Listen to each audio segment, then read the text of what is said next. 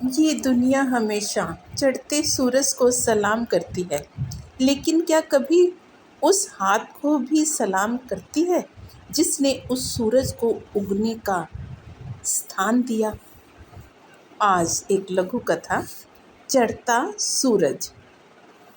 Siya, breakfast तैयार है? इतनी जल्दी क्या है? कोई खास प्रोग्राम है आज? बहुत ही इम्पोर्टेंट। तुमने मिसेस मेहता का नाम सुना है? कौन नहीं जानता उन्हें। शहर की प्रसिद्ध अमीर हस्ती, सुंदरता की मूरत, उम्र 55 की लेकिन दिखने में 25 से भी कम। सिया के गंभीर शब्दों में व्यंग्य साफ नजर आ रहा था। सिया वह एक सफल नारी के रूप में हम सबके सामने है। जीवन में कड़ी मेहनत करके आज वो इस मुकाम पर हैं कि शहर के मिड पॉइंट पर इतना बड़ा शॉपिंग मॉल खरीदना, वो भी अपने बलबूते पर। जानती हो, इसे खरीदने में उन्होंने अपने हस्बैंड से एक भी पैसे की मदद नहीं ली। ओहो, जो वास्तविकता है उसी से अवगत करवा रहा हूँ। चढ़ता सूरज है वो आज का। ठीक है, मैं भी तुम्हारे संग चलूँगी चढ़ते सूरज को सलाम करने। तुम तैयार हो?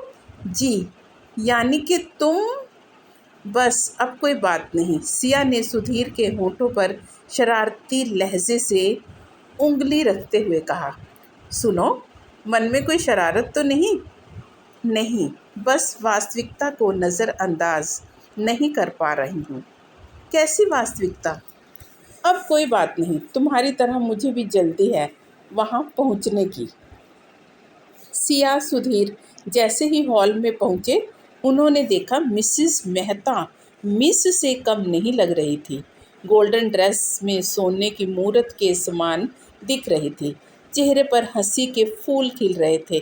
मिस्टर मेहता उनसे थोड़ा दूर थे, चेहरे पर बनावटी मुस्कान लिए। सिया की नज़रें उन्हें ही ढूंढ रही थी। सुधीर, तुम बैठो, मैं अभी आई। यार, मैं भी चलता हूँ मिसेस मेहता को कॉन्ग्रेचुलेशंस देने। लेकिन मैं तो मिस्टर मेहता से मिलने जा रही हूँ। क्या करती हो सिया? उनसे बाद में मिल लेंगे, पहले मिसेस मेहता। देखो, मैं पहले मिस्टर मेहता से मिलूँगी, बाद में मिसेस मेहता से। तुम यहीं बैठो, मैं अभी आई। कहते हुए सिया के कदम उनकी ओर बढ़ गए। नमस्कार, मैं सिया। मिसेस मेहता आज का चढ़ता सूरज है, लेकिन इस सूरज को रोशनी देने वाले को मैं सलाम करती हूँ। सिया ने सल्यूट करते हुए मिस्टर मेहता से कहा। तुम्हें गलत फहमी हुई है, सल्यूट इधर नहीं उधर करो। मिस्टर मेहता ने अपनी मिसेस की तरफ इशारा करते हुए कहा। चलो देखते हैं कि ये दुनिया किसे सल्यूट करती है। यह कहकर सिया मिसेस मेहता की ओर बढ़ गई।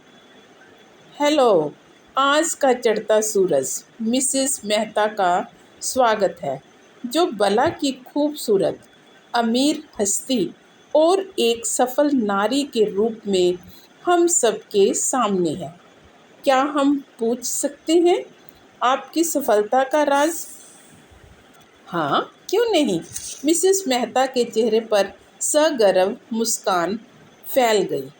ये तो सभी जानते हैं, मिस्टर और मिसेस मेहता दोनों ही बड़े ओहदे पर कार्यरत हैं। अपने आप को मेंटेन करने में आपको बहुत मेहनत करनी पड़ती होगी। आपकी कीमती dresses, beauty parlour, kitty parties, 5 star hotels में जाने के शौक़ से सभी वाकिफ़ हैं। इन पर आए खर्चों को करने के बाद इस मॉल को खरीदना वास्तव में प्रशंसनीय कार्य है। आप ये सब कैसे मैनेज करती हैं मिसेस मेहता? इन सब को तो मिस्टर मेहता ही मैनेज करते हैं। मैं अपनी सारी इनकम सेव करती हूँ, खिलखिलाते हुए मिसेस मेहता ने जवाब दिया। ओहो, मिस्टर मेहता, क्या आप भी सेविंग करते हैं? नहीं, संक्षिप्त सा उत्तर दिया। वो क्यों? क्या सेविंग करना आपको अच्छा नहीं लगता? सारी इनकम घर की मेंटेनेंस में खर्च हो जाती है। घर या घरवाली की मेंटेनेंस में। हाल में हंसी की एक लहर छा गई। जी, 70% मिसेस मेहता पर खर्च होती है। बहुत खूब मिसेस मेहता, यदि आप अपनी मेंटेनेंस पर 70% खुद की इनकम में से खर्च करती, तब क्या फिर भी ये मॉल खरीद सकती थी? नहीं, मिसेस मेहता ने धीरे से कहा। जानते हैं सब, आज का चढ़ता सूरज आप ही हैं, लेकिन इस सूरज को रोशनी देने वाले मिस्टर मेहता को सैल्यूट। समझ की फेर ने भीड़ का सैलाब मिस्टर मेहता की ओर मोड़ दिया, क्योंकि लोग समझ चुके थे केवल चढ़ते सूरज को सम्मान नहीं देना चाहिए, बल्कि उस आकाश को भी सम्मान देना चाहिए जिसका मौन त्याग उस सूरज को उगने में मदद करता है। तो क्या सोचते हैं आप?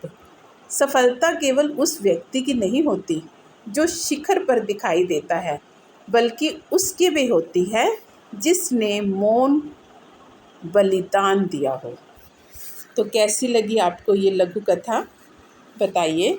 यदि अच्छी लगी तो अपने विचार कमेंट्स में ज़रूर लिखिए और साथ ही लाइक और सब्सक्राइब भी ज़रूर कीजिए। नमस्कार।